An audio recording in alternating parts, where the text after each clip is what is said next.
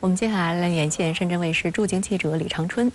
长春你好，那今天呢，你是全程参与了本届香山论坛的开幕式和多场分论坛，请你来给我们介绍一下这一天下来采访感受和观察。 好的，主持人，中国有句老话叫做"以和为贵"。在国际形势纷乱交织、众多地区安全问题亟待讨论和解决的背景下，本届北京的香山论坛为多方对话提供了良好的契机。因此，线下阔别3年之久，于今天上午正式开幕的第10届北京香山论坛就格外的引人关注。与会国家代表的层级和数量都创下了历史新高。我注意到，在开幕式举行之前，现场已经是座无虚席，这足以说明，无论是与会的军官代表、专家学者还是媒体同行们，都对这一次的论坛即将讨论的议题高度期待。我在现场与海外的媒体同行交流时，就注意到大家都有着各自关心的议题，尤其是与自己国家相关的问题，但其中很大一部分都围绕着中美关系展开。我在下午的东北亚安全趋势与塑造分论坛举办期间呢，就遇到了代表美国出席的学者，他们是国防分析研究所研究员、前助理国防部长邦办施灿德和美国昆西国家事务所 东亚项目首席主任迈克尔·史文。在与他们的交谈中，施灿德有一句话令我印象很深刻。他说 ：“Conversation is important, talking is better than not。”对话很重要，谈总比不谈好。另一位美国学者史文在出席该论坛时则提出了一些较为锐利的观点。史文在发言中试图将美日韩的戴维营峰会与中俄朝相提并论，同时史文还提到，这一三边去对付另外一个三边的形势，会导致东北亚地区的不稳定因素增加。那中国国际战略学会副会长、退役少将杜农一在现场就驳斥道：“恕我对你的观点不敢苟同。戴维营峰会表明，美日韩是非常清晰的军事联盟存在，而这种军事联盟在一定程度上加剧了东北亚局势的紧张，而这些不仅没有带来地区的和平与稳定，反而从侧面加剧着东北亚地区的国家的不安。而中国、俄罗斯与朝鲜都分别清晰地表达了各自的立场，没有结盟。” 10月30号上午，第10届北京香山论坛在北京国际会议中心举行开幕式。时隔4年，再度于线下举行。本届论坛吸引了来自100多个国家和国际组织的1800多人参会。中央军委副主席张又侠出席开幕式并致辞。中央军委联合参谋部参谋长刘振立出席开幕式。 张又侠致辞时表示，在全球化大背景下，各国不是各自乘在190多条小船上，而是共乘一条大船，休戚与共，安危共担。如果没有互相尊重，就难以和平共处，共同安全更无从谈起。此外，俄罗斯国防部长绍伊古等多国代表及专家学者也在论坛上就国际安全热点议题释放了重要信号。来看看深圳卫视驻京记者从现场发回的报道。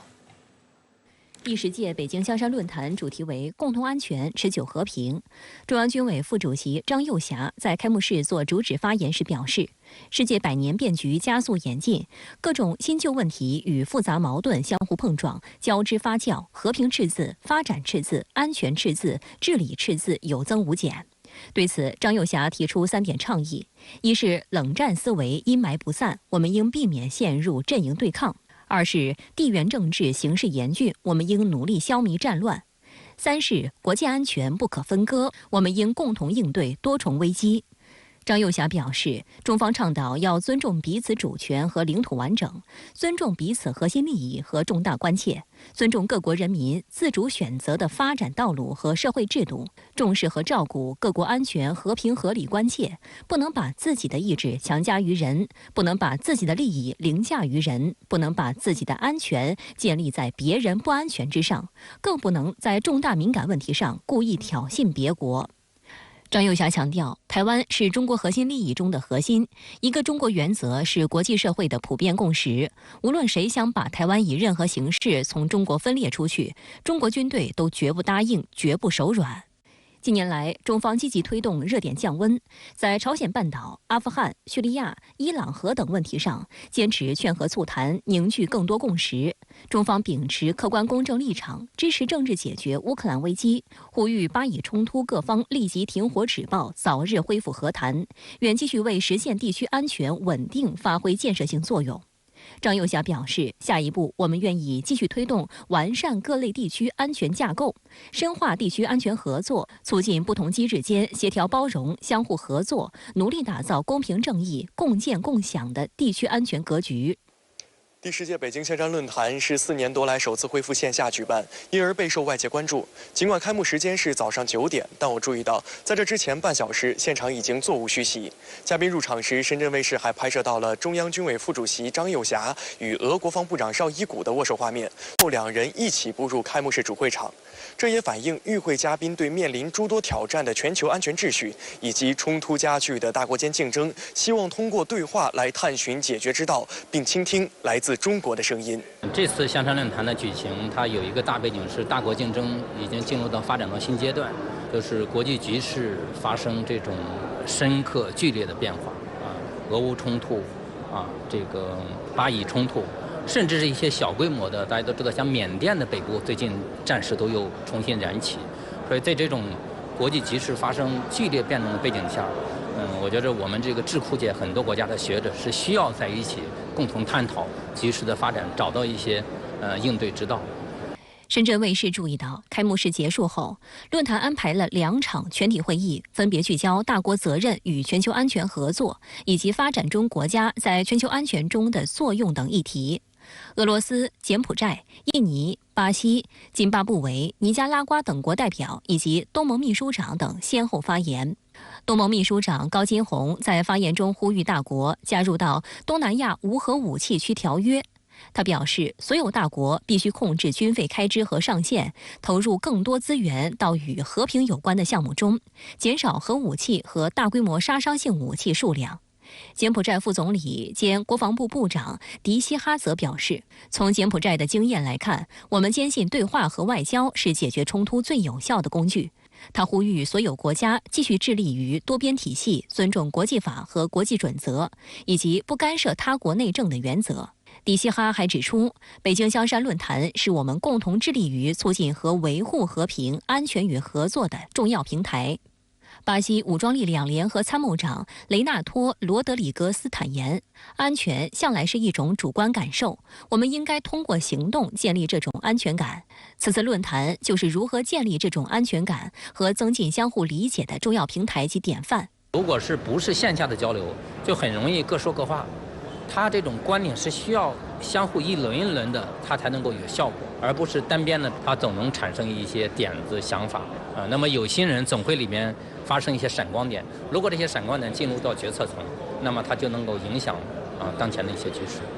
值得一提的是，俄罗斯国防部长绍伊古在聚焦大国责任与全球安全合作全体会议上表示，俄方一直愿意对安全领域内的任何问题开展公开讨论并加以解决，包括解决乌克兰危机等问题，但前提条件是对话应该以公平对等、互相尊重的原则为基础。绍伊古也表示，作为联合国安理会常任理事国，俄罗斯与大国之间的平等关系也应得到保障。此外，绍伊古还指出，西方国家加剧与俄罗斯冲突的路线有可能导致核大国之间发生军事冲突，这将带来灾难性后果。本月17号，俄罗斯国家杜马表决通过了撤回批准全面禁止核试验条约。绍伊古指出，俄罗斯的核政策没有改变，只有在俄罗斯遭受核武器打击且国家存在受到威胁的情况下，才会使用核武器。美国国会至今没有批准该条约。俄罗斯撤回上述批准是保持与美国一致平衡的做法。深圳卫视注意到，俄罗斯共派出包括国防部长、国际军事合作总局局长、驻华国防武官在内的11名代表参加本届论坛，为人数最多的官方代表团。绍伊古表示，北京香山论坛已经成为微信度很高的平台，在建设性的气氛中，各方对地区安全、全球安全、军事合作等领域的问题展开讨论。他特别指出，中俄国家间关系模式堪称典范。开幕式当天，张又侠在北京八一大楼同绍伊古举行会谈。张又侠说，发展永久睦邻友好、全面战略协作、互利合作共赢的中俄关系是符合历史逻辑的战略抉择。中方愿与俄方共同努力，积极应对各种安全威胁和挑战，携手维护全球战略平衡与稳定。绍伊古说，稳定的俄中关系对全球和地区安全稳定具有重要意义。俄方愿与中方持续深化务实交流合作，不断巩固提升两国两军关系水平。